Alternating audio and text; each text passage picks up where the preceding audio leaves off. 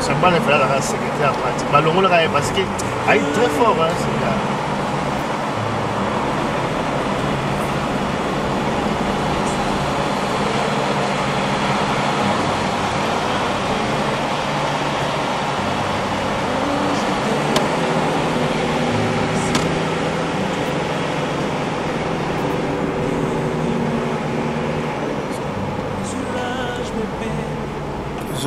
Bien. Aux à droite et gauche. Pas de client pour gauche. Il n'y a pas de client gauche. Il faut le là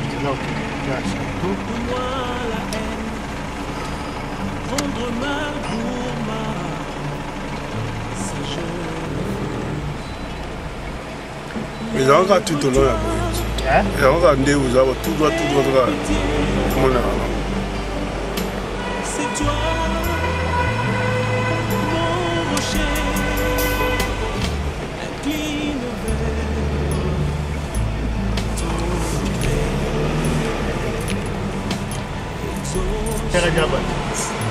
Surtout comme il m'a dit, oh, je suis content.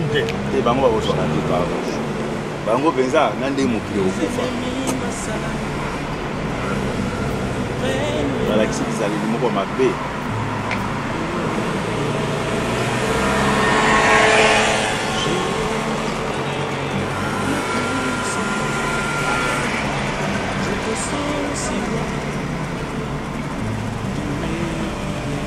Kawa, ulali logo zone Komolo ba non tu peux le Afrique. C'est toi, mon rocher. Pas pour ça quand désordre. Parce que là on retrouve la route.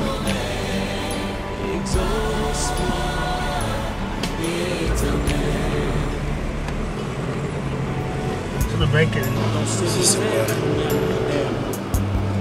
cette vallée il n'y a ni palais, ni blanche au jour sombre, les durs labeurs au corps chauffé.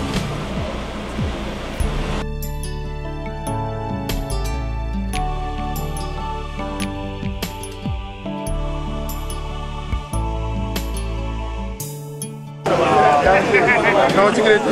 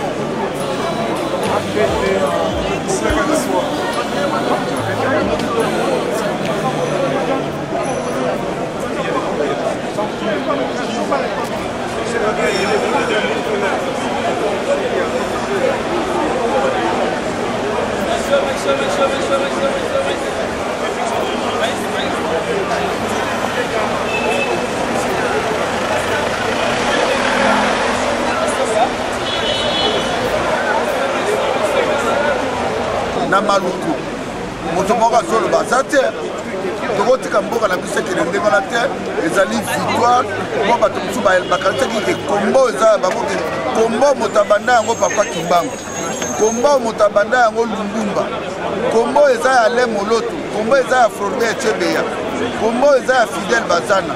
Donc bitumba oyo moto abanda yango eza bakoko na biso.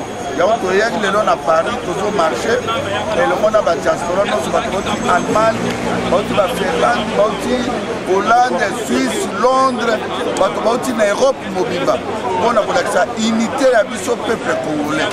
Donc na minute oyo bitumba moto asimbi yango tie tutu sakolo soleil. Siko olobi nini par rapport ya Tsuke olobi nini par rapport ya conseil oyo toyoki caméra pesi pour répondre yendeni. Mena bien. Je vais vous répondre, mais pour caméléer la conseil à vous faire ye a expliqué peuple congolais pourquoi akomaka livre wana na Congo mokolo azali te mwana moke azali te moto akopesa ngai conseil kaka nzambe moto moko na droit ya kopesa ngai conseil aza te nazali déterminé autour akosala accompagnement pas soutenir pouvoir occupation akokutana na bamisilo nzambe atindelaka ngango mais tomoni marche yango le 15 discours yango bapesi ya malonga te donc mpo balakisaka ndenge peuple mokonzi aza koloba bato ke glissement na dialogue bato baboyi mais bango baopposition balobi eloko te bomona teke baza na nzela mona biso te bon omoni biso nécessaire peuple ya Kinshasa ya Congo bayebi makambo ezoleka soki bango mo bakosambouye bakokutana na moto ya nzambe biso nécessaire nous sommes déterminés tozomema victoire ya Congo epe bawana baoto omonaki wana na mitindi bango moto bakolibere Congo te bazala bango bacompagnateur bacompagnaki pouvoir bacomprendre ke pouvoir wana bote ezozinda na libongo bango moko nde bamilibere c'est le moment bamilibere c'est le moment de me libérer. Mais mon temps a conseil à repérer ça. Eh bien, je crois qu'à l'heure où nous sommes, nous avons félicité tout d'abord l'initiative de Koubazoua qui est le 15 pour les Congolais tout. La carte est courage. Mais l'objectif, c'est quoi au juste? Nous voulons plus de manipulation inutile parce que ce peuple-là a fatigué trop. Je crois qu'il est temps qu'on a Bissot, donc qu'il y a un objectif dans Bissot. On a besoin seulement populaire, on a besoin Kabila doit partir et on n'a pas besoin de manipulation pour faire marcher les gens pour après qu'est-ce qu'on a eu. Mais le message c'est bien bon, on adresse tout le temps le message. Le peuple attend que le peuple a osé la que le lot et veille mourir ça la que déclenchement les gars révolution et ça la bambalamo. Donc on a besoin de soutenir, il y a manipuler les gens à gauche, à droite, on a besoin Kabila et système dégage. Je crois que nous avons un message pour nous préparer, on a un message Kabila et le système dégage.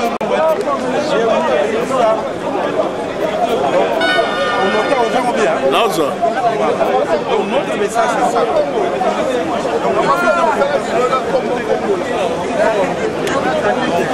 Kabila doit partir. Le système de j'ai cette wana de mettre en garde. Ça qu'on a un peuple congolais de soba yel baskatina bangona donc manipuler le Congolais cette fois-ci baroulé là. On a besoin de G7 wana té. On a besoin de Bengalan Kabila et on verra bien après. biso turo tolobi non Kabila manda na ye koki ndenge zana kokena ye komi na matante yango biso tomizile position totelemisaka peuple basala éveil ya conscience bamanifestation ezala partout tina Kinshasa ti awa bato Afrique du Sud Angleterre Londres États-Unis Canada botelema totikali na souffle ya suka topousse souffle oyo ya suka ti tozwa victoire na biso eloko boza kobosana biso tozali 5e génération oyo bakoko na biso balakaka bana nana bakouta mokili ya bapaya bakoya kolibere mboka na biso c'est pas pour rien totelema oyo ezalaki na ntango ya kimpa vita tozalaka ya kotelema te kimbangu eleki Kabila le père aleki nani Lumumba mpe aleki azalaki na komba moko na biso komba oyo ya libération ya Congo alors 5e oyo na kote ba président Kabila aza 5e biso toza ba 5e na kote ya bana bilaka ya ba révolutionnaire biso tozali 5e après Kabila alors Kabila azala gentil atelema a passé passe biso tozala 5e mwana po tokangamisa pistin likofi moko totonga mboka na biso na bolingo mwana Congo ajuir na richesse nyonso ya mboka na biso eza te bamosusu baliaka bamosusu bakufaka nzala bamosusu balalaka na bandaku bamosusu libanda bamosusu bamelaka mai ya bien bamosusu mai ya bien ya te bamosusu na bamwinda bamosusu bamwinde ya te bamama na biso batekaka na balabala tolembi makambo wana yango totelemi awa toza déterminé tokokende na komba oyo ntina suka ekomba oyo toza na mokonzi te mokonzi na biso kaka oyo azokende kozwa pouvoir na Kinshasa 5e président Kabila oyo yo yaki na minduki biso ozalaka bata minduki te tozalaka bata malembe keye na malembe maloba mpe ebetaka toza na mayele ti 2016 Fort Tambola, biso Paris, toza libanda ici c'est Paris Ingeta. Commandant So, ndenge ni toye na kata terrain awa na kati ya Panama. Ici c'est Paris. Mais tant que vous organisez qui marche kuna na Bela. Tout le monde a dit que lancer qui défi bango ba yaki ti na ba bar ko lukabino ke ba sala bino nungu nungu. Parce que yo kata Panama tout le monde ba groupe ba excité au moins ndenge nini okolo bani. Mutu ozotanga na soki nani na zano mabelo lokola mwasi ngana za niveau na ici. Na Paris. Ayaki na Bruxelles ko lukabiso biso ko na Paris. Ni bali bango. Donc wana Paris era lingi ala kisaki ki makasi na ye place wasala ki voyou na ye place yango. Wana Paris donc soki aza mobali place yango sala ki yankele yango. Donc tozana niveau na ye te biso to sensibiliser peuple mpona makambo ya Congo. Congo eza na bato ya besoin lokola bato lokola ye te. Asala ki voyou na ye na poto akoko transporter yango na Congo te. Donc à bateau donc c'est ça message à moi peuple congolais tout ça à Paris pour dénoncer ma cambotou pour surtout un dialogue parce que jusqu'à présent communiquer mon limo à Moé Iwana et lâcher dans ma cambo dialogue pardon yango yelié qui combo si bango na ko nettoyer ba cerveau à peuple congolais qui va comprendre que mon limo à Moé et sengeli ko kango ba chaîne pour place ezali ezolukaka dialogue peuple congolais dialogue est pour finir noté dialogue ezana na processus na ngo oyo bazo dialogue bazo pour négocier na CC le peuple congolais to lâcher na pression té il faut pas dialogue wana ça parce que dialogue salemi Congo eke message yango na sana bon message à l'Union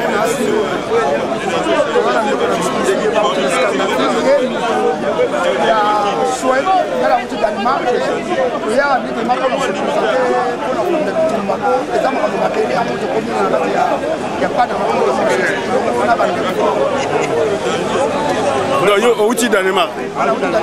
Ya outil Suède.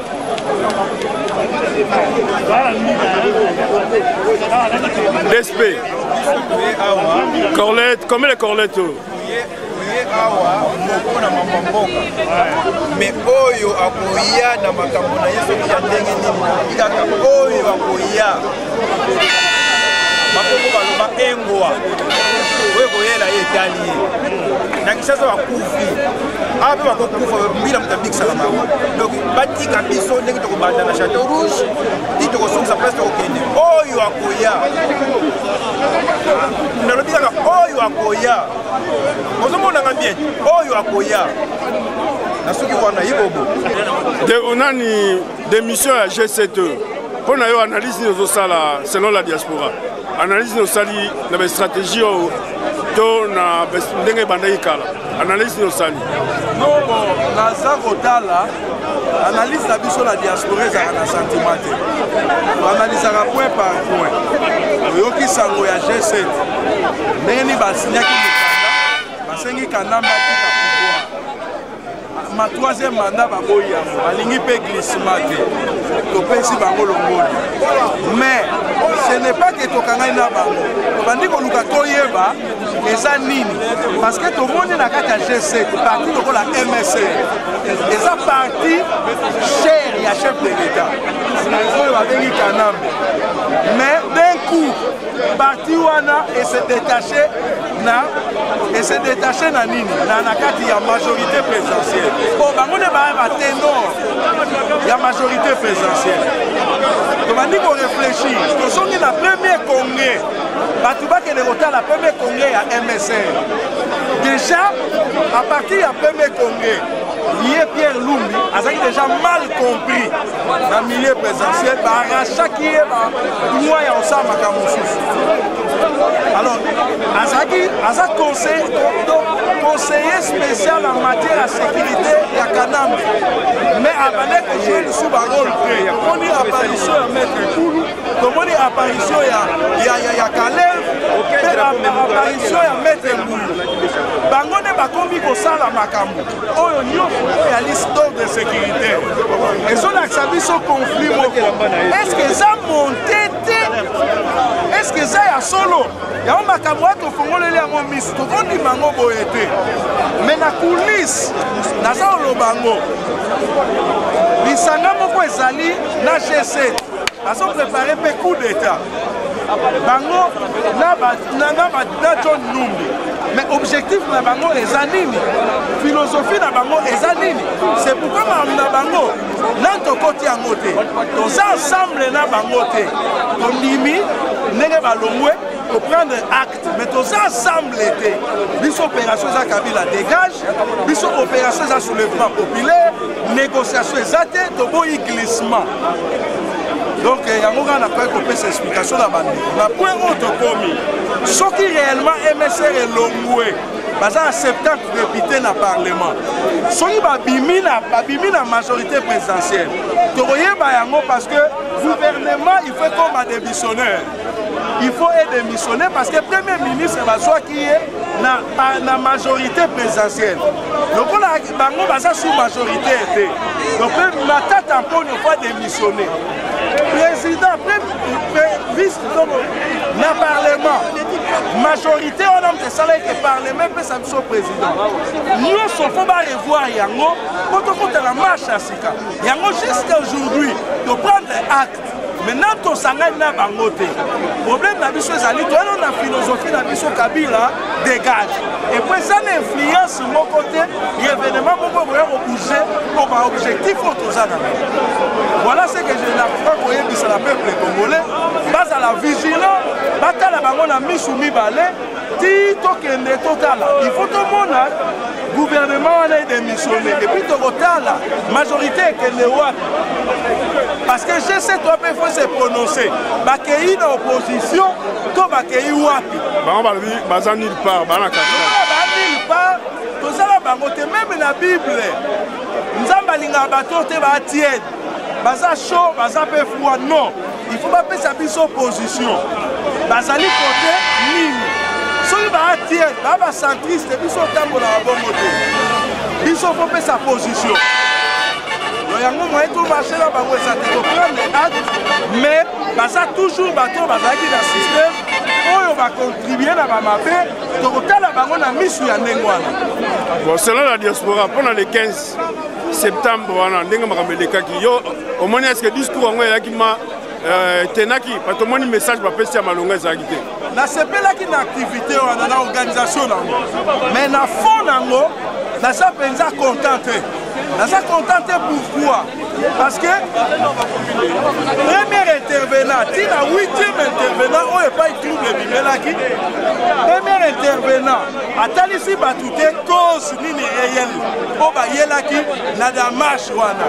Deuxième aleki à l'obité. Troisième, quand on commis na mokia, alinga loba tina nini basangani, aboyi glissement, aboyi dialogue, alinga pesa penza bakamunenge yango ezali. Cela veut dire que Baroba laki liboso, balekaki ba liboso, batali sa vraie position là-bas. Et bah pourquoi jour wana manif wana ezaki sécurisé dans ma militaire. À tel point que bateau étranger, bateau baza même pas ba militaire, baza même pas armé, baye ba continue na manifestation et en plein année wana basali pe des ordres. Mutu pe akufi. Soki ba identifier mutu ba omona kaza mutu ya aile gauche, c'est-à-dire il y a pouvoir en place. Donc c'est yango zotali sabiso ke na analyse wana nyonso. Même l'opposition wana, les oppositions mo photo assainir yango. Toza d'accord te na batebele batetebele za wana. Tozo bima bango ka prendre comme opposition, mais to ba chaîne na bango te. Mutu azaro incarné, mutu azo meka ko incarner. Idéologie na biso na combat azaka moko na kati opposition eza mokia to moni pe baboyi babimisi des autres temps où il y a une pesa idéologie. Cela veut dire que manif wana bon abiso donc il faut to bandela yango. Donc on a to considérer on a noté parce que le président Moki est pas yazali nanu assez explosé peuple yeba. Batu ba yaki me ba comprendre bit ya marche té. Il faut ba yeba que bit ya marche ça Kabila dégage, il faut soulèvement populaire, to boy glissement na minute. Donc ça que qu'on marche na ba viol les osama na mboka na biso, ba assassinat, ba meurtre ya makambo ya modèle na modèle. toza vraiment komarche nango te. Donc yango eza na message ya makasi ke bato balamuka bapaster nazopesa bino mpe message epa boza bosala très attention na bacomportement na bino bozo koenseigner peuple mpona mabumu na bino et non mpona kodefendre mboka na ye. Mais so totali kaka bible oboteyaka te na ancienne alliance conquête esi conquête babotoli nini mabele boye batelemi babundeli mabele na bango. Mais oyo bino booko oyebisa bakongole te ke fo babundela mabele na bango parce que mboka wana eza occupé. Occupation ekoti esi ezwi racine. Soki toali na l'idée na kati ya service moko mokonzi soki aza rwandais te abala rwandais, soki ye aza rwandais te mokonzi adjoint aza rwandais. Donc dans tous les systèmes opose nga question opesi nga komba mokonzi moko nakoyebisa yo aza rwandais to mwasi na aza rwandais. Vital Kamerhe. Sobi Vital Kamerhe aza totalement rwandais, 100% rwandais. Matata Poni.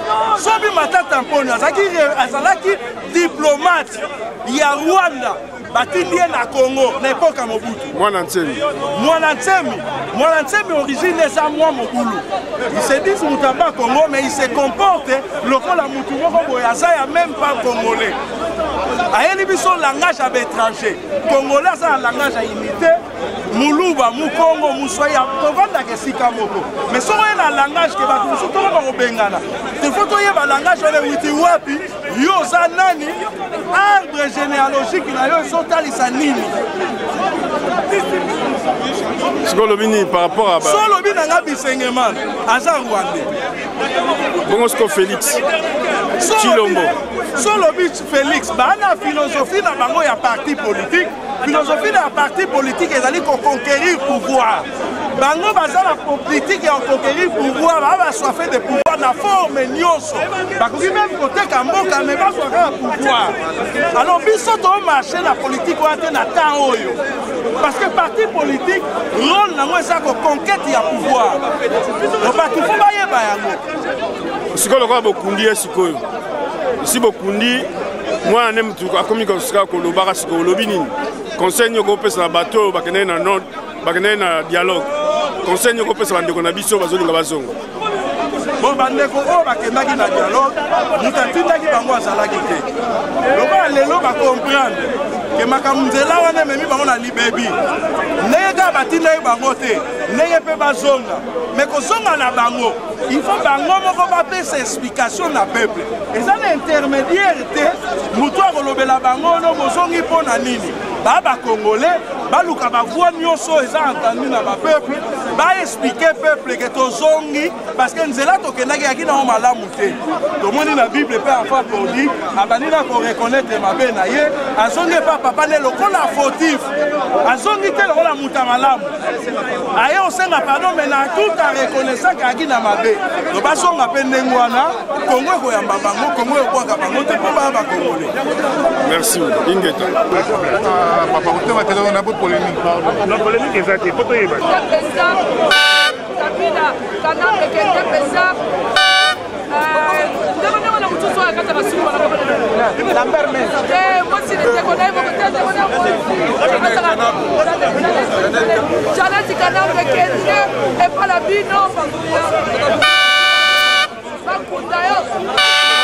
bon, na moi je vais bana bela ba combien sur la terre. Bo banga rex kaza te ndenga ba ki autanda bino moko moko. Yo dini. Yo yena kata Paris. Non, makambo ya toyeli makambo ya kumbate. Sur le dire ex kaza déjà. Il a essayé moi na Congo. Nous on a toujours famille. Depuis na kata famille, pour le gros bata na seko kita. Na kata famille ba nous toujours comme ça pour ça toujours ensemble. Donc il y a makambo ya kumbate toyeli pour na Congo. Yebi soka pour na Congo et c'est lié à ça là pour na Congo. On a toujours massage pour na Congo.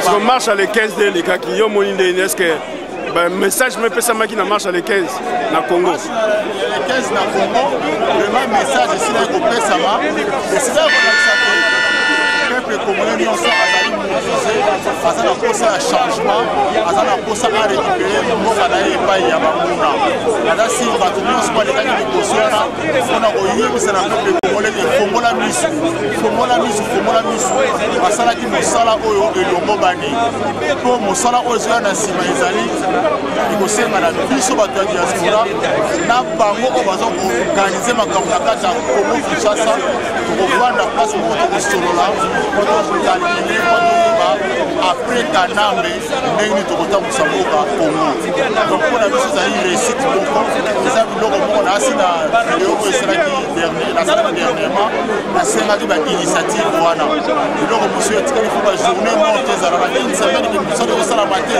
biloko wana nyonso ezali mpona kokweyisa seni biloko nyonso ezali mpona kosala biloko élection ezala na 2016 ou bien muna fa kende même avant élection donc mpona biso ezali ba réussite totale ya journal 15 wana tomoni mpe po bamekaki bameka bamonaki likambo na bango biso bakoti na se ya mabele mpona kolonsa bango ke kobundisa Congo eza makambo ya mwasi na mobali te eza makambo ya mboka eza makambo ya eta mpona biso ezali réussite monene makambo elekali le 15 ensuite nazo kosenga mwana bapolitisien wana bakontinue longona bakontinue po sue na biso meme totambola na Europe awa eza ke message ekoma na kati ya mboka Congo epi na mboka Congo basalaka mosala mingi oyo kosala awa emo longona bato nyonso bastar batambolaki na bato nyonso bamai na Congo na bato oyo baselaki kobimisa bato. L'exemple de Papa Moloto, l'exemple de tous qui ont parti. Moi, le commandant, le chef, le préfet de discipline de la communauté congolaise et des artistes congolais. Donc voilà, tout ça, on a la diaspora.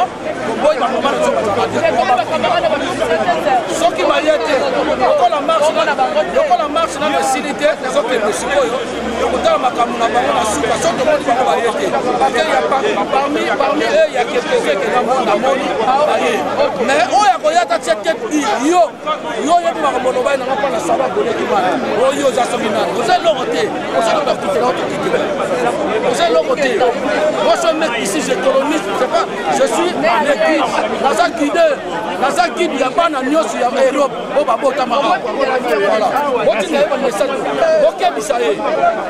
Amabolo Belaya. Comment la yem ici? Comment on va rappeler la base?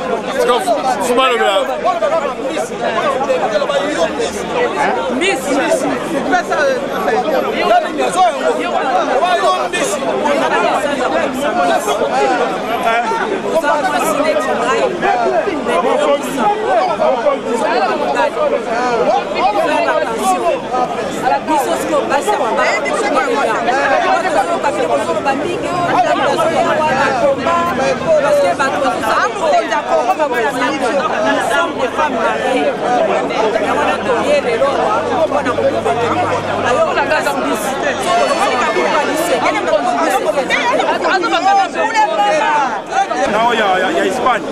Et là, on a le problème, il y a un intérêt. Les dialogue peut-être pour les intérêts, pour leurs propres intérêts. Ils ont intérêt à peuple. Dialogue est ça la manca. Ce qui est problème est ça. Mais on n'a pas de problème politique au vrai sens du mot à Congo. On n'a pas de problème politique. Notre problème, c'est l'occupation. L'occupation est dans la Congo. Ça n'a rien à voir avec le dialogue. Donc, il faut, le peuple a besoin, il y a qu'on se soulever.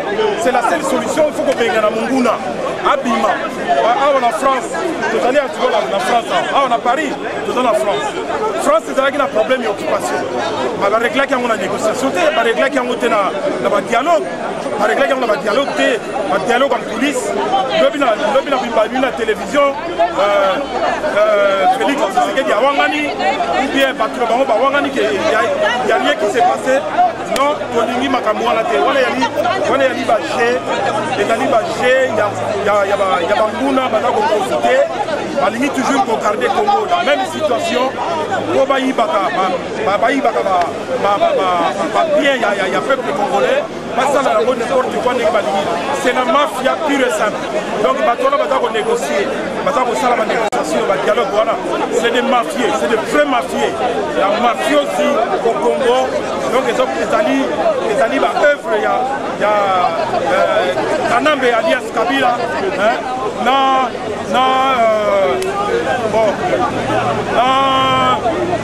Alain Delon, on a dit qu'on a combattu, Alain Delon, donc n'a pas tout ça c'est la mafia. Le problème du Congo c'est l'occupation, il faut que nous sommes à négocier à l'occupation. Il y a même pas une élection et ça la marathon à occupation. De Gaulle a libéré France, en Angleterre, a libéré France. Il n'y a pas eu de négociation, il n'y a pas eu de dialogue. Donc il y a un dialogue qui va. Donc on a un dialogue dans le pays, il y a intérêt, il y a une sauté. C'est le moment où jamais. Merci beaucoup. Grâce à Ali d'origine rwandaise. Rwandaise, rwandaise infiltrée dans la communauté congolaise. La Mutakala. Azaka mbongo pa ya mende, moi si ya mende confirmé. Dans la mende, au sommet on a bien. Au sorti n'a pas que tire l'ombongo, pour lui on a boté un poison. La boya. Mende, au sommet on a bien. Yo, moi Mirajabu yo. Oza mutu oyo menda tinda ba Grace Mbisi a on a poto so oza na mukanda te oza na nini te mo osala ezate mo poso mbelo ka malonga ezate bo yeso mbelo ka malonga zo mbongo ona wapi ingeta maintenant ko ingeta biso ba congolais ba jeune congolais to congolais miso ce n'est plus le temps de Mobutu de rester 32 ans au pouvoir tu vas t'accrocher au pouvoir c'est pas notre manière nous on a des compréhensions. Nous, en tant que les Saïrois congolais, les Congolois, on a des manières. Ouais, voilà. Récupération politique, c'est nous qui vont travailler dans votre place. Vous êtes déjà des papas. Il faut aller en pension, en retraite. Nous, on ne va pas faire notre retraite ici dans ce pays. On a envie de rentrer au pays, travailler. On a des têtes. Nous, on a étudié jusqu'à l'ISTA. Il y a des universitaires ici. Ah, voilà.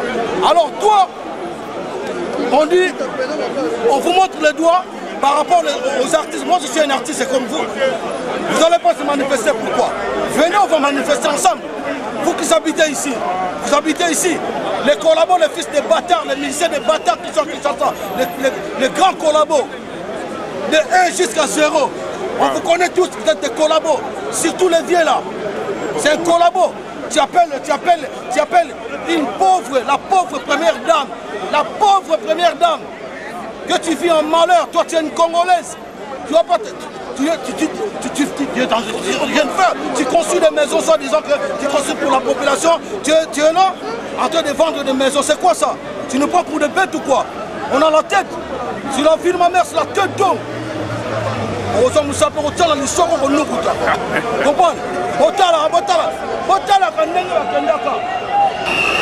Omoni bana chango loko basali ya baye ko sakana bana chango ete bisongo 100% bana chango basakana ba commune mususu ba ko sakana chango bolobi nini yo mona chango omona ita omona le 15 heures sakindeni otelema faut akende kaka nous pas que ça on négocier atika mboka kende il faut mobenga na yo l'autre rôle ba mwana bana chango za la paix on a se soulever l'autre bien mwana il faut akende de loko basali dans les 15 ça avant goût donc on ça ma tout pour benga na yo ça sert à rien on négocier na yo l'autre rôle ba mwana il faut Kabila atika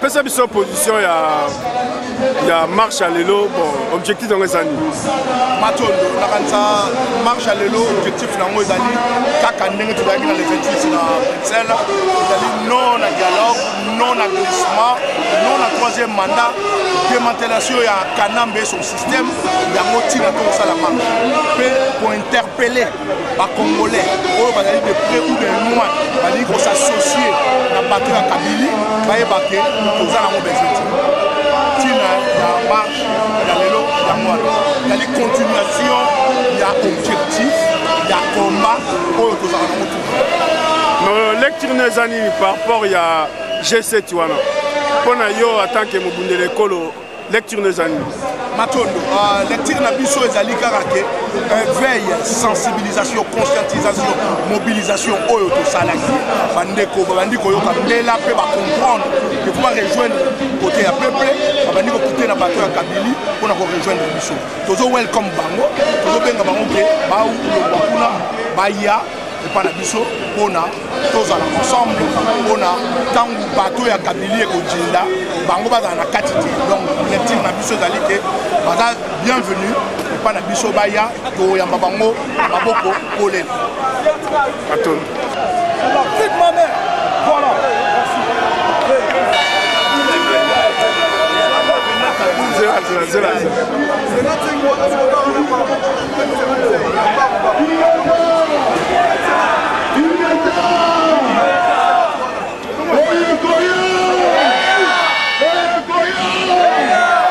Kabila!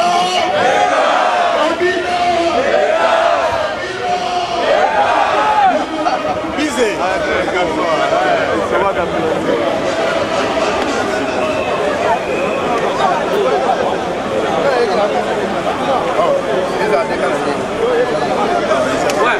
Deux ans, on vient pour l'équipe deuxième autoroute, non? Et deuxième par le pays. Il faut. Ah ouais.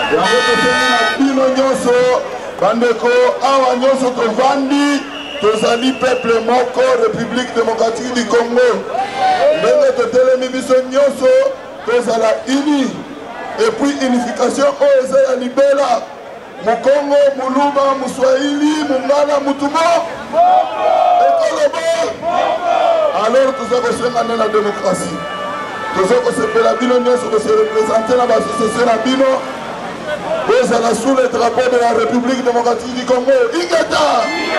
Ingata! Ingata!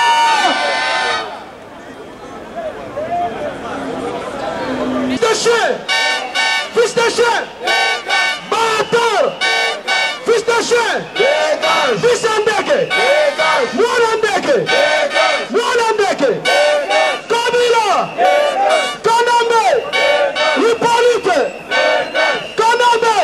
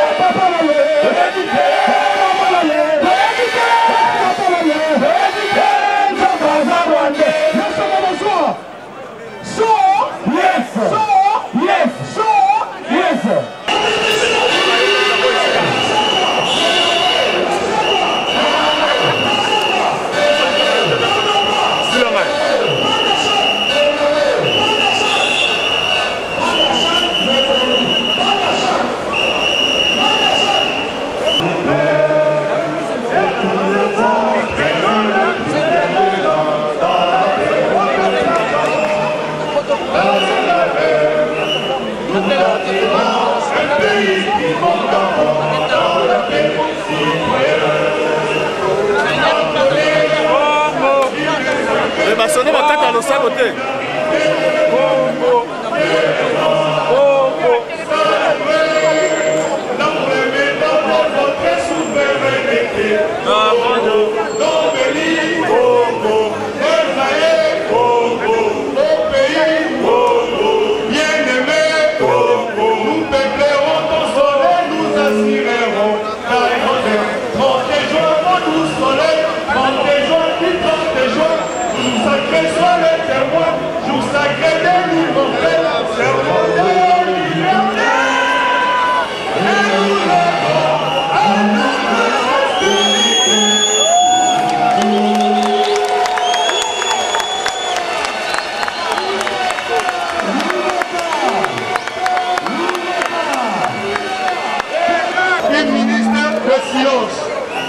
Maman, banderole yangoyo ezali ya bafemme violée, ya baenfant violée, ntango tokolongwa awa groupe ya bamama bazwa banderole oyo badéroule yango po message est passé, il y a des images ici.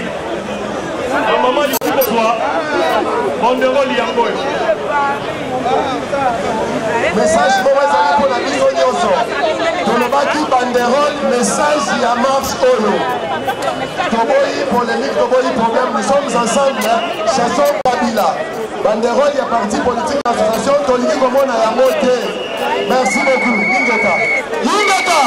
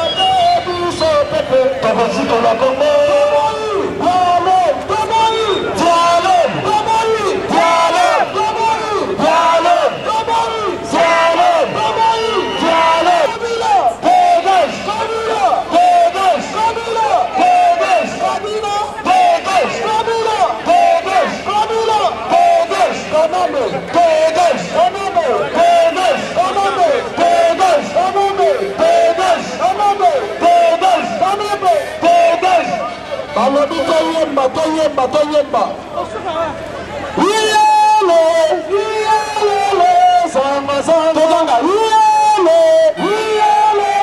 Sanga sanga zamba zamba sanga haide sanga zamba opona kongo sanga na moto sanga yale zamba zamba yale zamba zamba opona kongo sanga haide zamba zamba kobo mamoto pona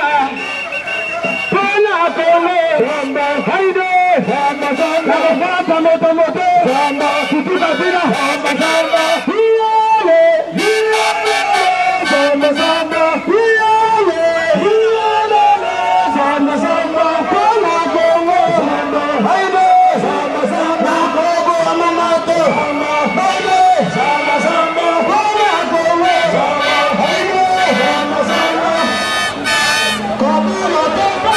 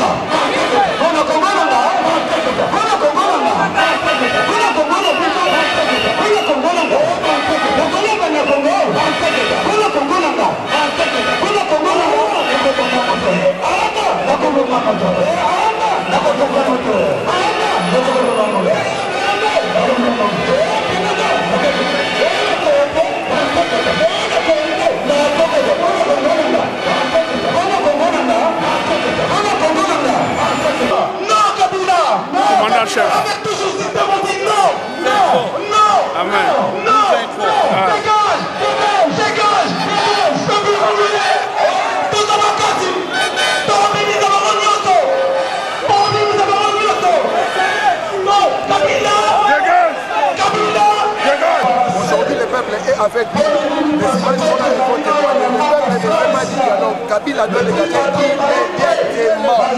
Et j'apporte même d'abord un appel à tous les acteurs sociaux, politiques qui sont au Congo et nous rejoindre pour le départ immédiat de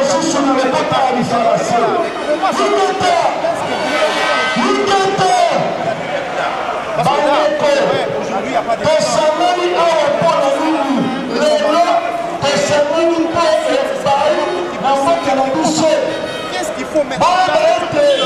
Oui, mais de quelle façon? Et voilà pourquoi nous appelons les acteurs sociaux qui sont au pays de nous rejoindre. Les plans est déjà établi. Nous allons faire nous allons pas dire qu'est-ce que nous allons faire ici. Surtout les passants. C'est pas possible. On va pas donner notre pays. Nous avons les plans. On attend à ce que les acteurs sociaux politiques nous rejoignent et nous allons faire établir la dégage. De toutes les façons, Il s'adresse beaucoup plus aux passants, à la communauté internationale, et nous tous qui sommes à la France, qui est un pays de liberté. Vous savez, notre pays a perdu plus de 10 millions de personnes. Voilà pourquoi nous avons décidé de prendre notre avenir en main, notre destin en main, et nous disons Kabila.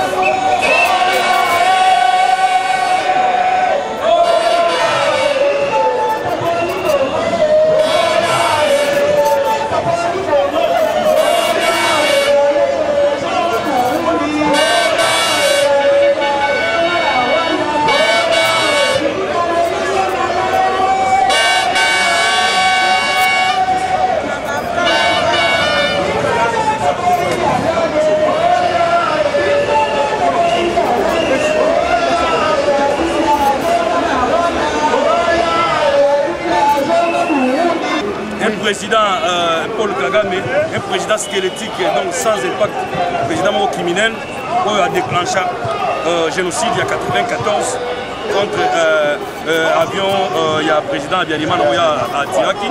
Il y a déclenché ma Cameroun Sénégaki, la grande Lafiti et pour affecter le pays Nabiso. Le Congo est dirigé par Paul Kagame. Et puis, deuxième personnalité, actuel ministre Nabango, il y a défense au Azalaka, après avoir été notre chef d'état-major en 98, le petit Wana au Miss James Kabarebe, et puis Rouberwa. Après, il faut quand même 4 personnes. Bisengimana, parce que moi, on a dit peut-être que l'idée tout le monde chef d'état-major, mais l'idée tout le monde a étiquette des alliés, Bisengimana, pour la police, il y a un chef d'état-major. La dirigeante, on retourne à l'idée tout le monde. Ce qui a été clair, il y a des dépôts de munitions place, il y a bien goûté. Donc, nous devons se faire entendre pacifiquement à un niveau de diaspora. On a mis sur le terrain, on va travailler, ça va bien. Nos peuples, nous sommes là, nous sommes là. Donc, vous voyez que donc, bientôt, jour où nous avons masolo bandi, yotala nani aza mona mboka nani aza kopaya po toyebani. Yebani bilongi même aza utu, oba ko aza utu aza komolete. Toyebani, aza la toute, aza la utu parce que lelo, bakongole moso ba sarchana kaka na batuti, bazo bosana ke ba utu pe. Donc ça dangereux parce que Kagame ça là-bas bango dia cerveau. Bango nyonso bazo travailler pour l'intérêt moko pour la détruire Congo. Bon, normalement, je sais que ce concerne vraiment résistance parce que ce sont les oiseaux de même plumage. Parce que G7 va contester contre l'occupation ou contre l'intérêt de mon personnel. J'en ai caché vos anakats. J'en ai caché vos anakats parce que qui a trahi trahira toujours. C'est ça le même message. Il faut la résistance. Il faut combattre le système où on a imposteur ou Azali la tête de Mboka. Parce que ce n'est pas Kanambe qui dirige. Le vrai président du Congo, c'est Paul Kagame. Kanambe fait une étiquette. Biso pour la résistance. Il faut combattre le système. Namutu wana batiela biso na mboka wana ezali kasoro. Mais ce que tu as vu la caméra après si boké tu conseilles. Yo le caméra ce qu'on appelle ça boké tu conseilles. Il faut y ebisa nenu. Ndeka kendaka na kipa lobi que je vous ai menti. Akosa ka ba congolais na nini. Il y a ko ça conseil abanda nenu ko ebisa ba congolais. Babiloko ya kosa ka pona Kanambe. A fait ça boké tu conseilles tant que qui y a Kanambe. Bon, tout le monde a dit le 15 septembre. Si tout le monde a message moroté. Tout le monde a message moroté au Bangwa. Message moroté, oyo. Message moroté au Bangwa. Lobby pour nous, c'est qui intérêt il y a peuple, l'opposition. Bon, message, il y a. Normalement, l'opposition, on a considéré en côté. Les alliés, bateau, ça pour accompagner le système. Parce que l'occupation, ce que les l'opposition, ils ont raté. Il faut que les ceux qui opposition à la Mboka, c'est là venir Mboka en effet dans la dictature. Mais Bisso est allé occupation. Donc, le message de la Bango, ils ont concerné la résistance. C'est ça les problèmes. On peut si le lobby n'est pas dans moi, Mboka Moke. Bon, Gabriel Moka, vraiment, la félicité à Gaïba Courage et Bélé. Bon, des balbaki, ceux qui ne le voient pas, Niamate, pour le battre, il y a Mouta aujourd'hui. Mais c'est encouragé. Dans un pays, c'est Bango qui a mis de place à ça. Bon, journaliste Eliezer alors, pour tout le monde qui est Moka Zoko, le bas Makambo Mboka. Bon, Eliezer sur le terrain, a réalisé dans le terrain. Le conseil a fait ça à se tenir la déclaration a intervenu dans la peuple. Merci. D'abord, pour le message le 15 septembre, pour le les messages à cicater. On va envoyer non glissement, non dialogue, non troisième mandat, Kabila dégage. Donc, il y a un même message. Et puis, il y a un cicaté. Donc, ce qui est là, il y a pas de problème. Pas besoin de la lignée élection, plus élection. Non. Parce que nous, il y a des combattants résistants patriotes. Nalibanda, tu reconnaîtras gouvernement, Kanambe, système, constitution. Ce qui est élection, on va reconnaître parce qu'on va dans l'opposition. Mais plus surtout, on va combattant résistant et patriote. Donc, nous allons faire surtout en radical, c'est ce point pas. Et yo. C'est pas. Place où toujours on a la place où on reconnaître nous on a pas dans l'opposition. Mais plus surtout en opposition. C'est bien. Et surtout que dans ton on a pino, batubo, ça la mission, journaliste, présentateur, il y a combat, il y a résistance. Il y a certaines questions, il ne faut même pas me poser à mon biseau. Parce que vous avez déjà supposé à nde tosangani awa tozosenga kaka départ immédiat économique kanambo no dialogue okuti osama suste kote wana tokosani tozosenga kaka mobilisation peuple congolais e comprendre ke mboka eza toujours occupation balukaki glissement esimbi te yango wana tozocontinue toujours mobilisation mpo peuple congolais atelema ntina suka économique kanambo na bato na ye bakende nasepeli mingi ndenge bacongolais bisa moko bakoki kosepela voilà sikoyo olobi nini wa bato bakende o bana bela baye na terrain olobi nini mpona bao bakendeki na nini dialogue oyo bazolinga bazonga yo opesi bango conseil nini conseil ezala na mboka bundela mboka na bango basenga pardon na peuple eza erreur monumentale. Bon, qu'est-ce que vous voulez qu'on fasse? Ce sont des Congolais comme nous. Qu'est-ce que tu veux? On ne peut pas les chasser ni les tuer. Mozobang la table à G7 wana. Parce que un peuple congolais. Tout ce un peuple congolais, il sera derrière la souffrance du peuple congolais. Donc il faut que nous au moins nous solo de Salamagiti. So mutu mususa yana jewana. Mais to quoi na terrain ya reste casa ya to monieta, yem to baki grapomba. Kolanda ba polémique wana tiwana mwana. Wana ya makambo ya Congo babetela yango to lote.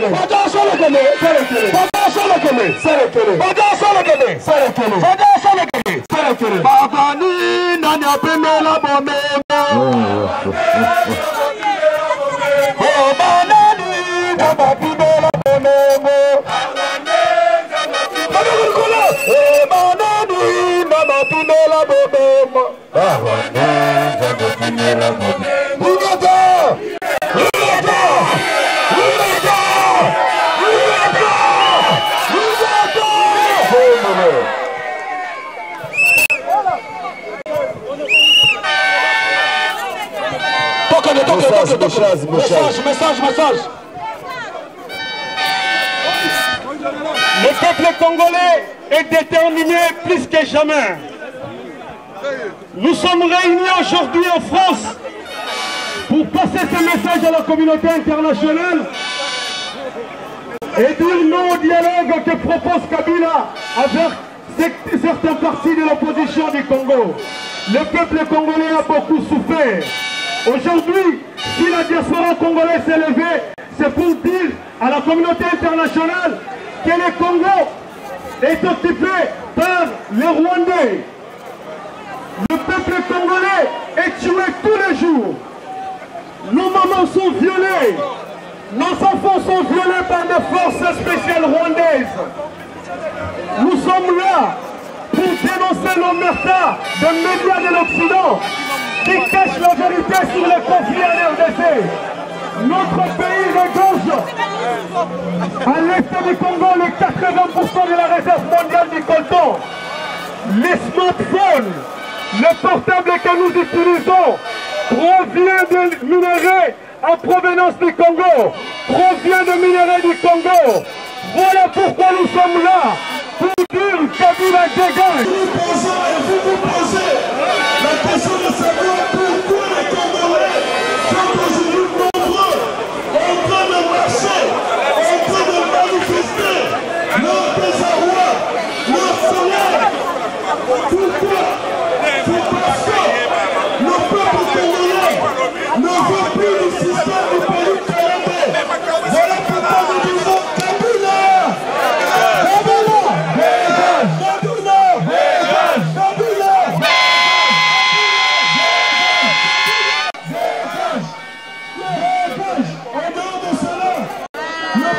Congolais ne veut pas du dialogue.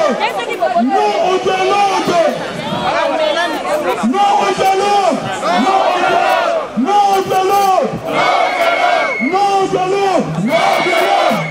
Le dialogue va favoriser le glissement du mandat présidentiel. Heureusement, manifester notre désarroi, notre désapprobation vis-à-vis du pouvoir, un pouvoir criminel qui s'est incrusté dans notre pays pendant plus de 14 ans.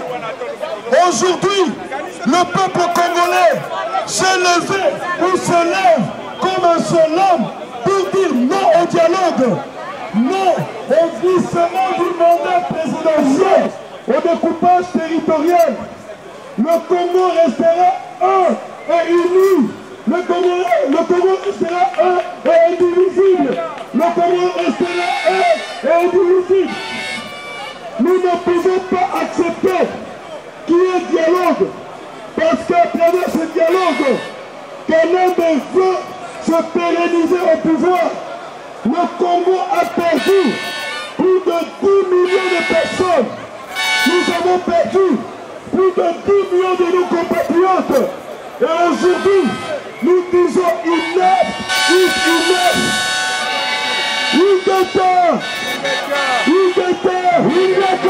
Non au dialogue.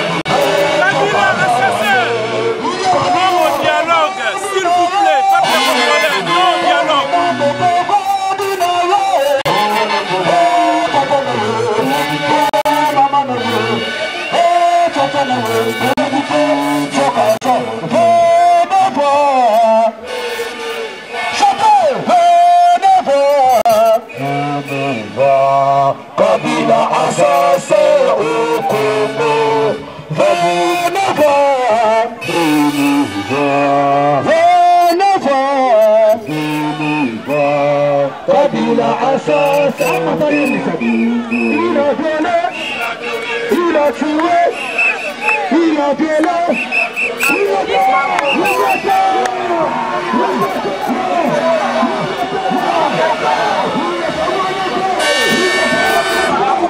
Chibangu, où est le temps? Nali.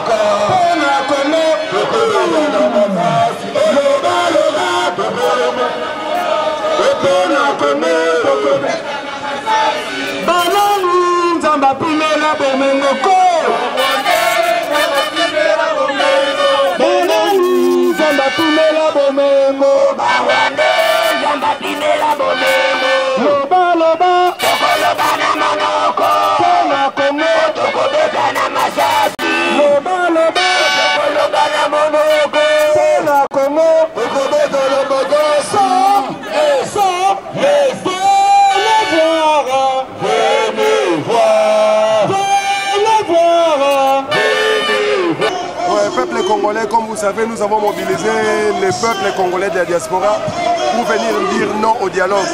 Et Kabila dégage immédiatement. Le référendum populaire est là, le peuple a répondu présent. Donc tous ceux qui s'engagent à une compromission avec Kabila doivent revenir en arrière. Nous disons Kabila dégage immédiatement, Tshisekedi dégage. Bon, lui c'est déjà enterré, c'est fini. Félix Tshisekedi, fais gaffe. Tu n'as pas le droit d'insulter tout un peuple. Kabila, nous annonçons prochainement une marche Kabila dégage à Kinshasa où tous les combattants d'ici en Europe seront présents. Singeta.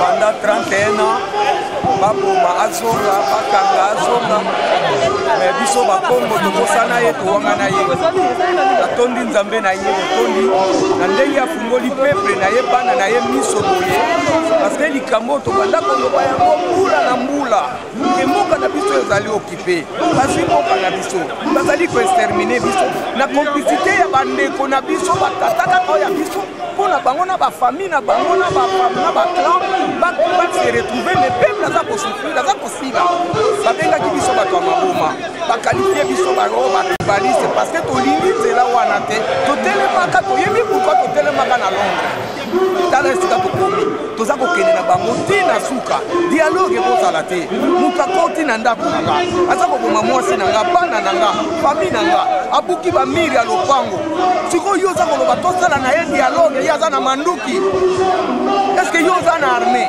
est-ce que yo oza na police est-ce que yo oza na service ya défense est-ce que yo moto okontrole douane wana mais yo oza kokende osala na ye dialogue mpona yo koma ozwa poste ozala ministre mais obalkanize oextermine oaccompagne ofacilité extermination ya race Congo.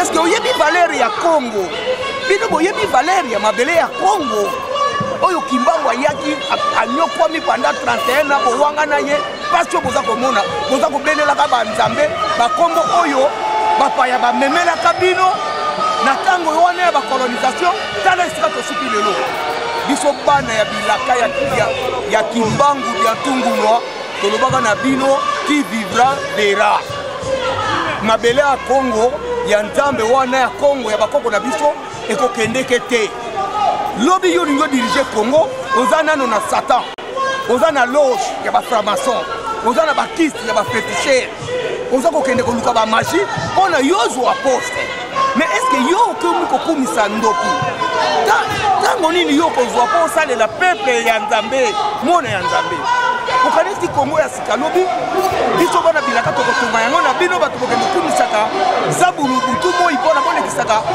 bafamille na bapeuple mbeka non nakumisi nzambe ya Congo nzambe ya Mpungu Bakomba Akongo Mongali Bidimukulu na ndenge atelemisi peuple na ye bana na ye parce que ntango ifueni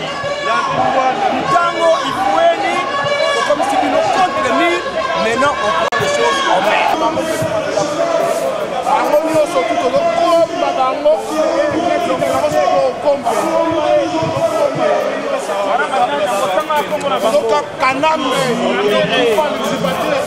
main exactement Gilo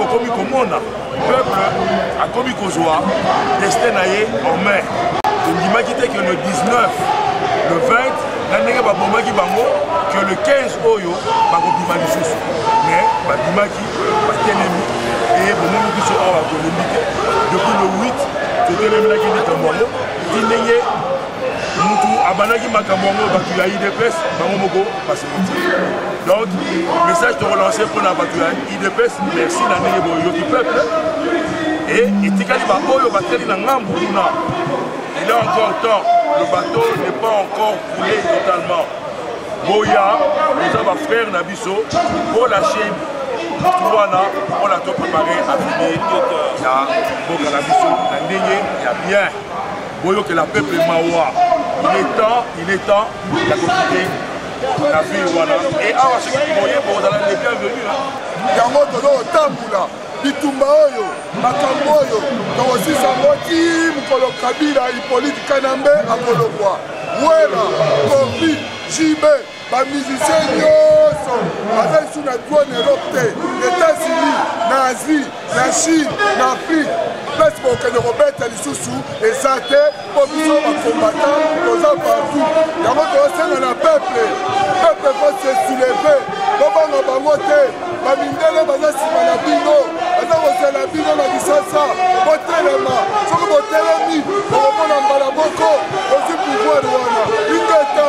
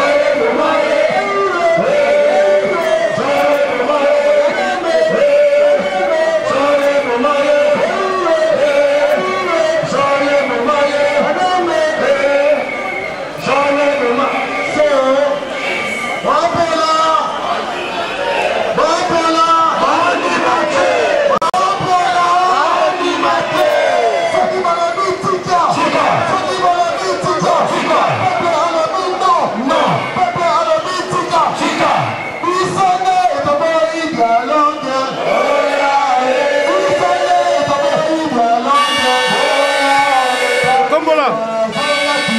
Kombola.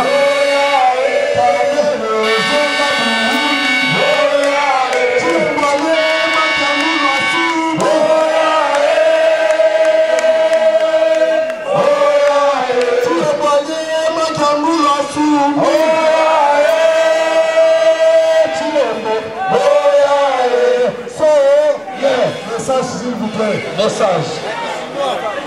Nachilumba. Ah, message Nachilumba. Nachilumba. Nachilumba. Ingeta. Même Mulupa qui s'est peut-être quand tu bouges dialogue tout. Tu nous parles de dialogue. Kabila wenda kwabu. Wenda kwabu. Sakati tukokana déjà kokufa. Wenda. Wenda kwabu. Batu basi benda kwabu. Kwa dialogue. Ingeta. Tunakatala dialogue. Tunakatala dialogue. Akotosa yotika sirisa koloba. Kama dialogue, tunakatala dialogue. Atukupende dialogue. Tunakatala dialogue. Kabila. Kenda kwabu. Katubuni sato. Allez, allez.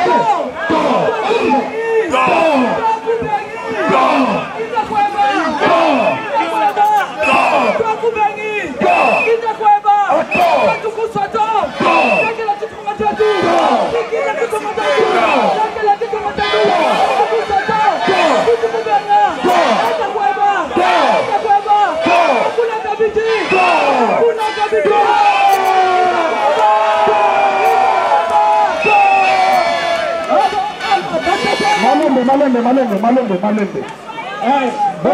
Wanatembea juu ya kusema Kabila ni mwizi. Uchaguzi yake ya mwizi. Leo ishi mote tuungane. Tumutoshe tuumini yetu. Rwanda wanakuya kukala kuinchi yetu. Banduku yetu. Mufungule macho. Tumufukuze huyu mwanandeke. Kandeke kale kanatoka kwenye Rwanda.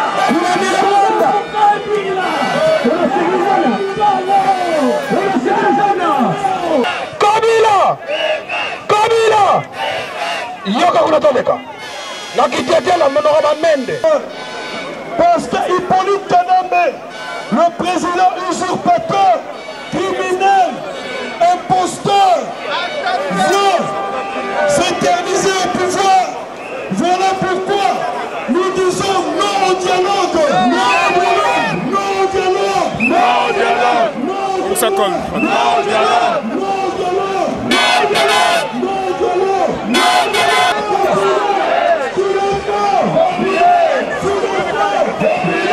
Récupérer tout ce qui nous est dû. C'est la terre de nos ancêtres. Personne n'a le droit de nous la spolier. Nous allons rentrer au Congo, récupérer les choses et gérer toutes les affaires du Congo.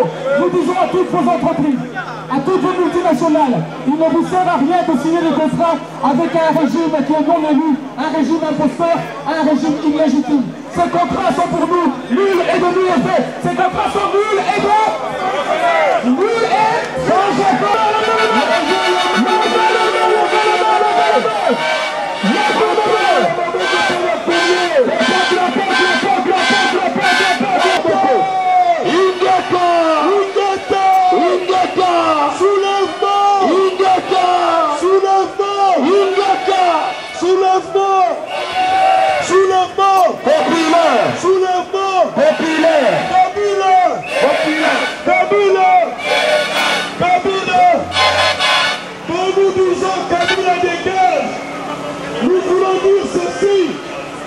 Kabila dégage signifie une police canale à la jeunesse populaire et tout son système. Narope, Bovanda, Pona Congo, Narope, Bovanda, Pona Congo, Narope, Bovanda, Pona Congo, Bovanda, Pona Congo,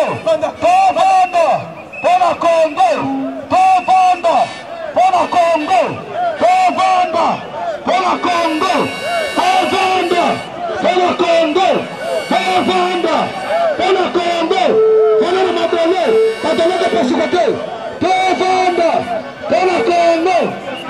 votre temps.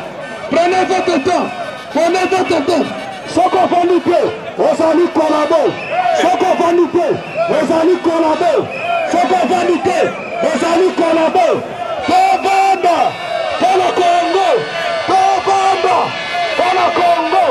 Tovanda, pour le Congo. Ce qu'on va nous faire, on s'en collaborer. Ce qu'on va nous faire, on s'en collaborer. Tovanda, on s'en collaborer. Tovanda, pour le Congo. Tovanda, pour le Congo. Ce qu'on va nous faire, on s'en collaborer. Tovanda, on s'en collaborer. Tovanda, pour le Congo. Tovanda, pour le Congo. Ce qu'on va nous faire, on s'en collaborer. Tovanda, pour le Congo. Tovanda, pour le Congo. Ce qu'on va nous faire, on s'en collaborer. Tovanda, pour le Congo. Tovanda, Tovanda, pour le Congo.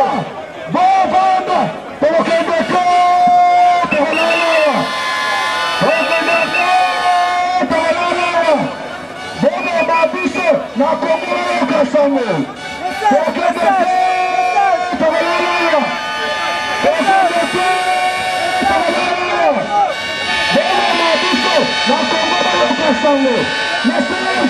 Message. Peuple français, nous sommes le peuple digne de la République démocratique du Congo que vos médias refusent de montrer à la télévision. Mais voyez-vous, nous ne sommes pas invisibles aujourd'hui, vous le savez.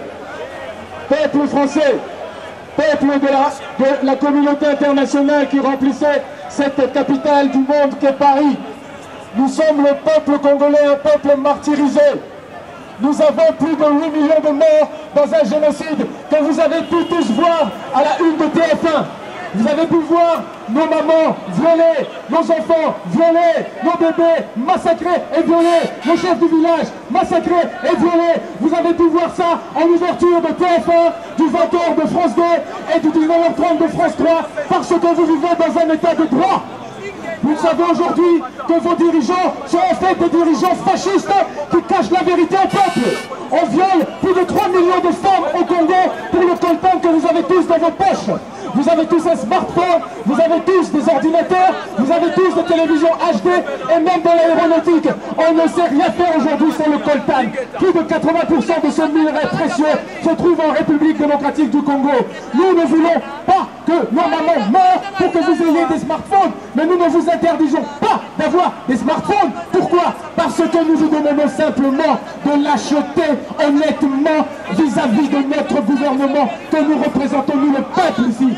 Nous ne voulons pas que vous versiez cet argent à un usurpateur rwandais Tutsi du nom de Joseph Kabila qui a déjà plus de 20 milliards de dollars alors que notre peuple mort de faim n'est pas soigné, nos enfants ne peuvent pas aller à l'école.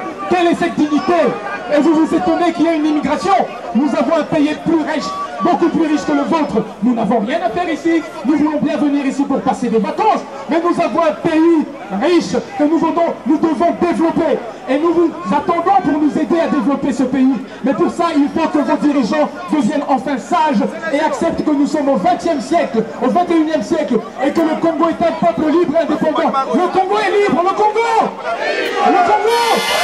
Le Congo! Le Congo! Le Congo! Aujourd'hui, nous sommes le peuple libre et béni de la République démocratique du Congo. Nous sommes bénis par nos ancêtres qui nous ont laissé le pays le plus riche du monde. Excusez-nous de vous le dire sans humilité, parce que nous sommes morts 2 fois pour cela. D'abord avec Léopold II, qui nous a génocidés à plus de 10 millions de Congolais. Et ce Léopold II s'est enfui par les portes de la mort sans rendre justice. Mais Paul Kagame, Museveni et Kabila ne partiront pas sans rendre justice. Aujourd'hui, nous disons que Kabila va dégager, déguerpir au plus vite de notre pays. Ce monsieur est d'abord illégal, il est illégitime parce qu'il n'est pas congolais. Vous accepteriez-vous d'avoir ici un président islandais qui n'est même pas naturalisé français? Non. Eh bien nous avons un usurpateur, un Tutsi rwandais qui vient piller notre pays et qui s'installe.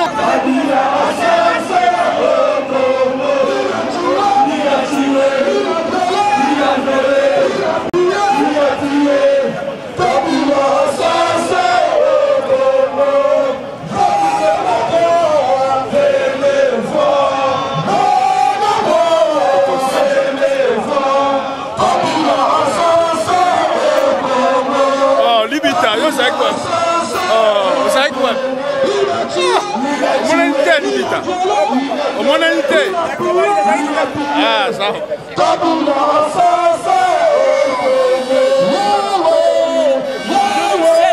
Plus jamais Kabila. Kanambe, plus jamais en 2016. Au Congo congolais.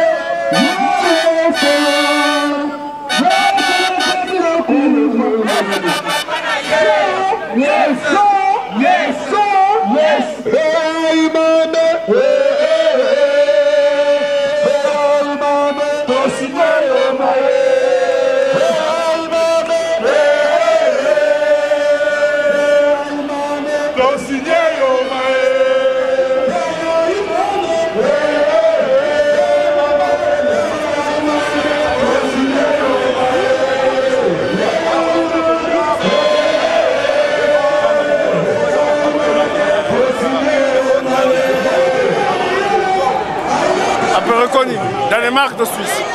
Voilà, par quoi Suisse. Europe. Europe. Ah, puis Danemark. Danemark est Europe.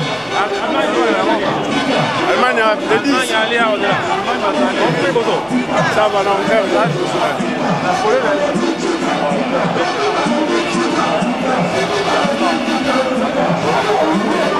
sécurité, sécurité.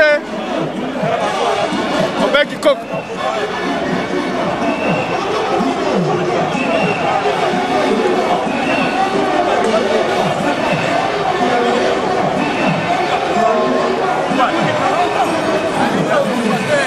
Sa vie, il a versé son sang.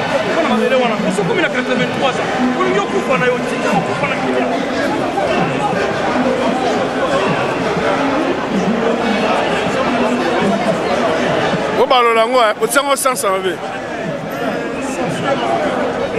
voilà. C'est bon.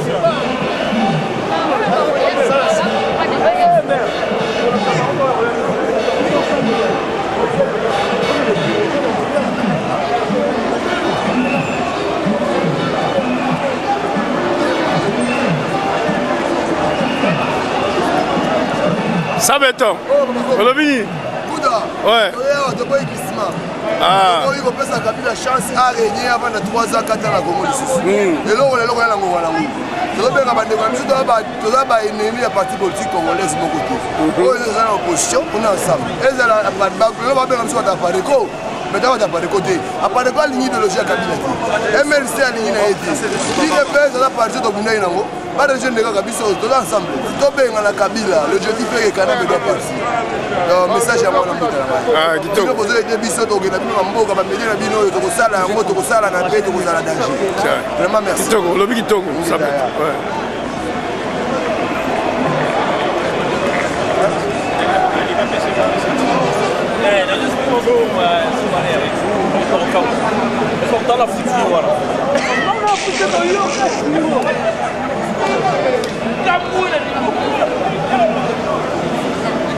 Oh, à Paris, Londres. À Grande-Bretagne. Yes. Toujours Nicolo. Toujours Nicolo. Tolonga. Calamité.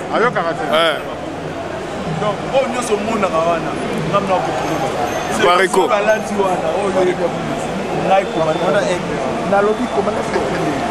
Bienvenue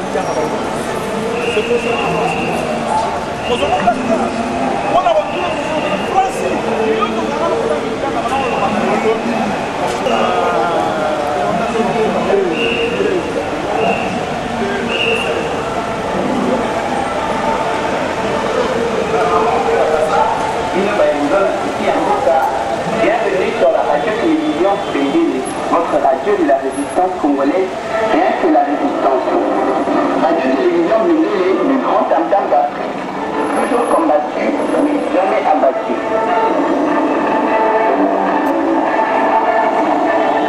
La maman pour la papa, bienvenue sur la radio-télévision Bendele, votre radio de la résistance congolaise, toujours combattu, mais jamais abattu.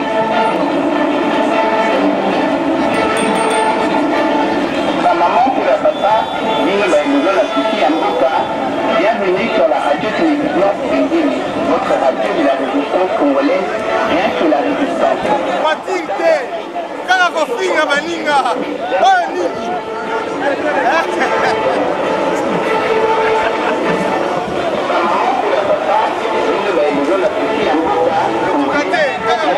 Keba Sima. Radio-télévision Bendele, le grand tam-tam d'Afrique, toujours combattu, mais jamais abattu.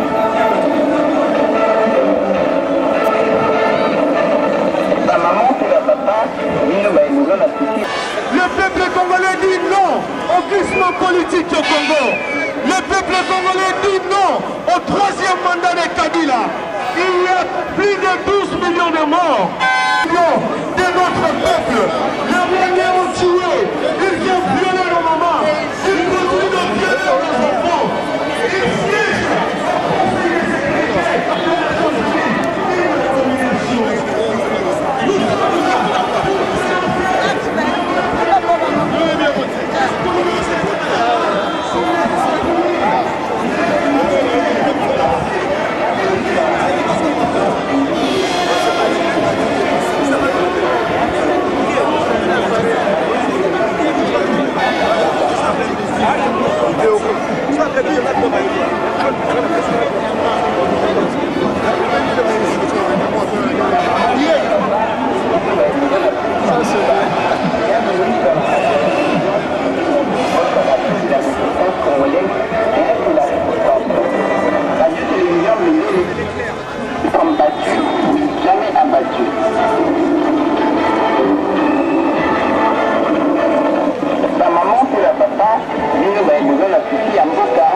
Bienvenue sur la radio-télévision Bendele, votre radio de la résistance congolaise, rien que la résistance.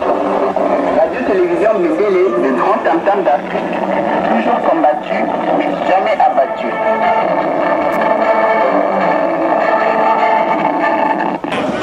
Petit a un combat, a une possession en mboka na ye, a un bagage na ye déjà. Dans ce cas, Kabila dégage.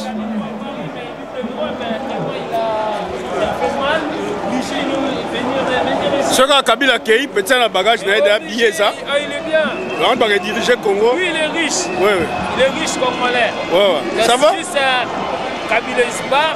Ouais. Oui, il est bien. Ça va, c'est bien. Merci beaucoup. Et vous voyez, aujourd'hui, il y a aucun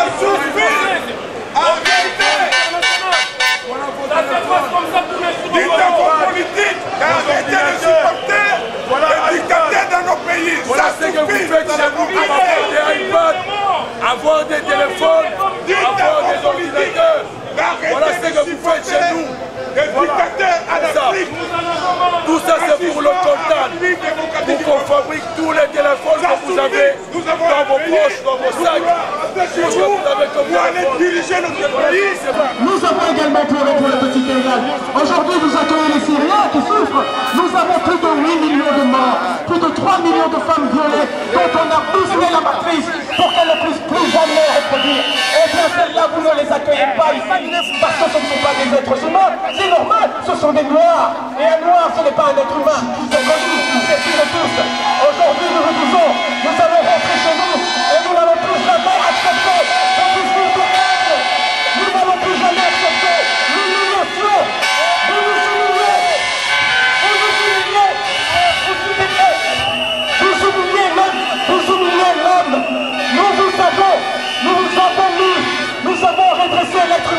sur ses pattes. Avant l'homme noir, l'être humain rampait. Avant nous, vous rampiez tous au sol. Nous nous avons redressé debout. Nous avons créé la race humaine et vous voulez nous cracher dessus. Vous voulez nous cracher dessus. Jamais de la vie. Jamais on ne vous enseigne dans vos livres d'histoire. En se cachant derrière nous, en se cachant derrière tous les dictateurs en Afrique. Et après vous dites que nous voulons mourir en Méditerranée. Et les seules mesures que vous allez prendre, c'est de couler les navires. Mais vous êtes des monstres. Vous tuez l'homme. Vous êtes de la honte de l'humanité. L'histoire retiendra que quand l'homme blanc a dominé le monde, ça a été l'enfer sur terre. L'histoire retiendra que quand l'homme blanc a dominé le monde, ça a été l'enfer sur terre. Nous allons changer tout ça. Comptez sur nous. Nous sommes un peuple fier et jamais vous nous abattrez. Nous sommes trop grands pour vous.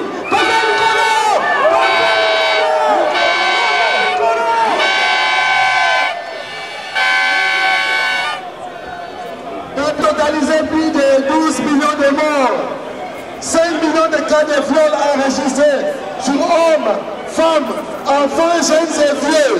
Aujourd'hui, le peuple congolais se prend en charge et décide de porter l'ennemi hors du territoire congolais. Nous appelons la communauté internationale d'accompagner le peuple congolais à pouvoir mettre hors d'état de nuire ces conglomérats de combinards qui passent son temps à décimer le peuple congolais. Peuple français, faites circuler ces messages à vos dirigeants, à vos entreprises, à vos amis.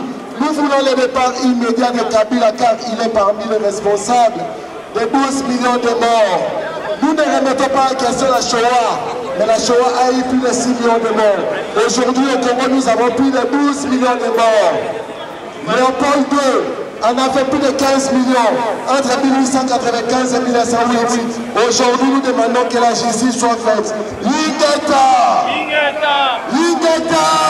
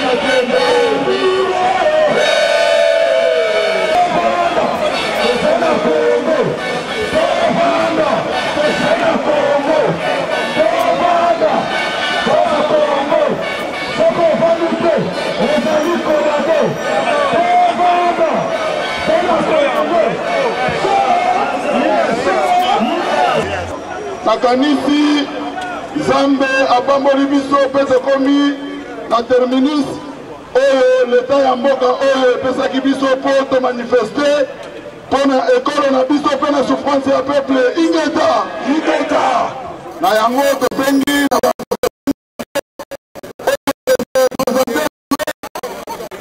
mingi na mosala oyo tosali biso nyonso ensemble ingeta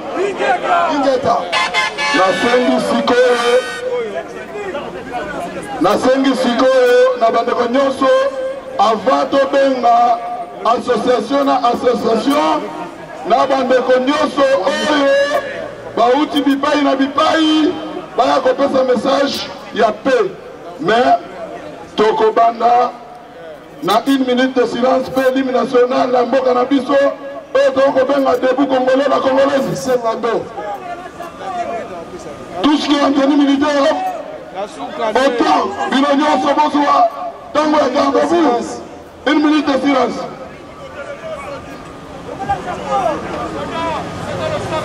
Kumbola bendele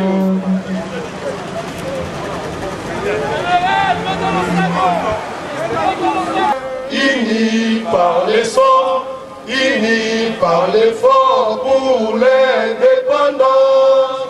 Dressons nos fronts, longtemps courbés, et pour des mots, prenons le plus bel élan dans la paix au peuple ardent. Par les labeurs, nous bâtirons un pays plus beau qu'avant. Citoyens, abonnés, il de votre solidarité.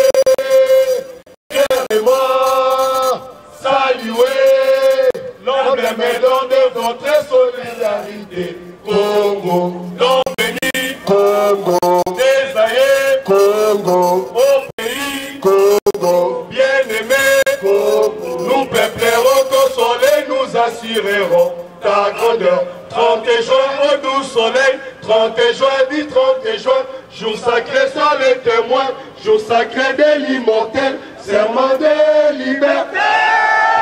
Et nous léguons à notre postérité pour toujours.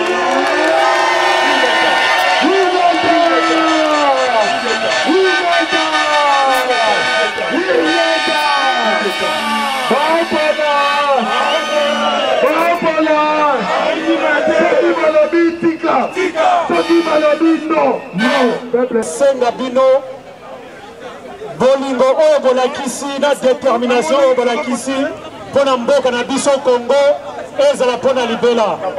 Nakanisi tozali kopase bamama moko difficile, me nakanisi tolakisi mokili mobimba ke esika nyonso bakosala complot mpona Congo, biso bana ya Congo tokozala wana mpona kodenonse complot nyonso bakosala mpona mboka na biso. Yango biso délégation allemande tolobi lisusu longonya na bato nyonso bauti mboka nyonso tosepeli ndenge tokutani awa. Communiqué na biso ya munene ezali le 10 mois octobre oyo tozali na réunion munene ya diaspora nakanisi ingete mingi te sale eza réservé jusque na Tongo. ezali bien poto kuna mabele soki tokuni mabele te kutafuna mabele azali te nde moye soki biso nyonso ni tokutani awa na pesi na bamama na bapapa na bana nyonso longonya na mosala nyonso tozali kosala mpona kobunda mabele ndenge tozali awa tozali kobundela makambo mabele toza kobundela meme ni parti politiki moko te toza kobundela ni parti politiki moko te toza kobundela makambo ya mabele parce que totoni awa mpona parti politique te totoni awa mpona mabele yango wana tokobunda mabele ntina suka oyo nde tozali awa ezali makambo ya parti politique te ezali makambo ya kobundana mboka tokotala makambo mosusu wana après tobundana mabele nde tokoyeba makambo mosusu wana napesi message mingi na bandeko oyo tongai toyela bango na Danemark bayaki te parce bana contre temps menga na yaki na kosenga bandeko bitumba oyo tongage nango mpona mabele baoyo baza kotambola bontaba bonyama boyebaka suka na bango soki ozali combattant obongi mibeko okende mpo ya monguna kende libela pourtant yo kozongela biso soki babeti yo okufi etali biso moko te donc tosala mosala ndenge elongo bani napesi bandeko nyonso longonia meme nauti musika naye kobundela mabele na ngai naza na fiere naza na esengo ingeta tambe ya peuple papa mboka ezali ya biso opesaki biso ekomi ngonga na yo osokiti tokobanga eloko moko te biso nyonso lokola bakongolais tosimbami lokola moto moko objectif na biso mboka na biso tata olongela biso lokola tosimbami lokola moto moko atake peuple congolais nzambe okosala oyoki kolela mpe mpasi ya bana no okosala yango wana banda lelo na kati ya komba oyo ndenge tosangani na bomoko tosali équipe nationale mpo mboka na biso ekangolama zabolo oyo akotelema zabolo oyo akotelema mpo akabola biso akopaya ono tout puissant de Jésus Nazareth tozali bana ya Congo tokotinela bacongolais avant tout c'est le peuple yango zabolo ayokisa biso